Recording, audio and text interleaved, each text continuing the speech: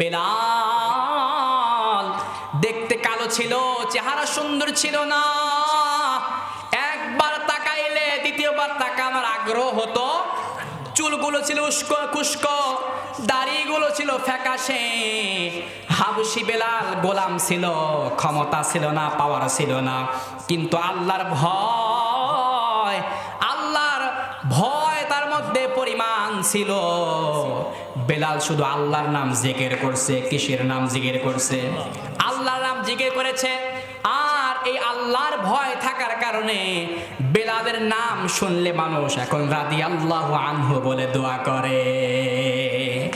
এজন্য ভাই আমার আপনার সম্মান চেহারায় নয়, ক্ষমতায় নয়, পাওয়ারে নয়। আল্লাহ পাক বলেন ইন্না আকরামাকুম ইনদাল্লাহি আতকাকুম ইন্নাল্লাহা আলিমুন খাবীর।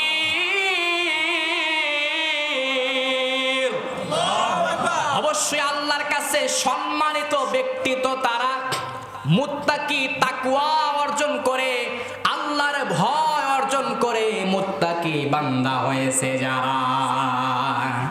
এই বেলাল এতটাই তাকে নির্যাতন করা হতো। আপনারা জানেন বেলালকে মারতে মারতে রক্ত বের করে ফেলা হয়েছিল।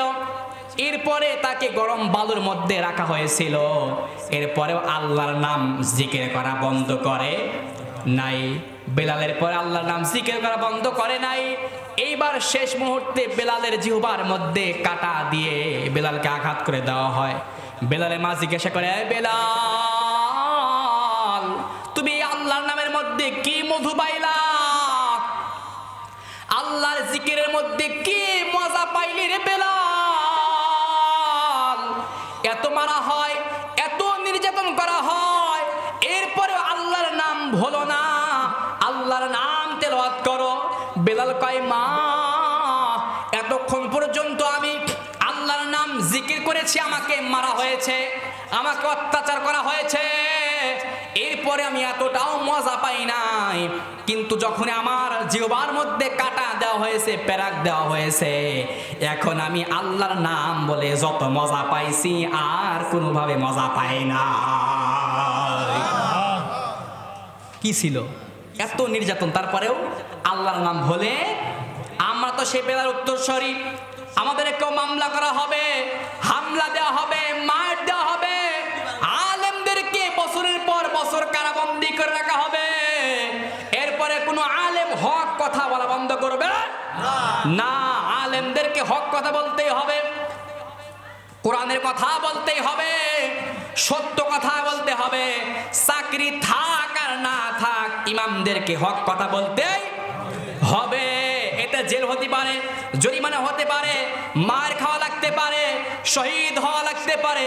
আমরা শহীদকে বরণ করতে রাজি আছি, কিন্তু জালেমের কাছে এক মুহূর্তের জন্য মাথা নত করতে রাজি না। ঠিক কিনা?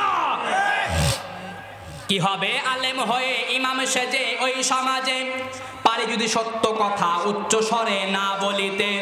কি হবে আলেম হয়ে ইমাম সেজে ওই সমাজে, পারে যদি সত্য কথা উচ্চ স্বরে না বলিতে? চাকরির ভয় করো যদি, ছেড়ে দাও ওই না গতি। কি হবে ধোঁকা দিয়ে আল্লাহকে, কি হবে বেঁচে থেকে?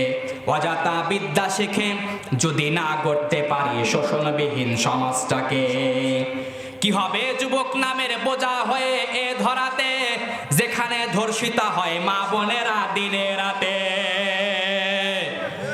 কি হবে যুবক নামের বোঝা হয়ে এ সমাজে, যেখানে মা বোনেরা ধর্ষিতা হয় দিনে রাতে? এর সে মরাই ভালো, দেশ ছেড়ে যাওয়াই ভালো।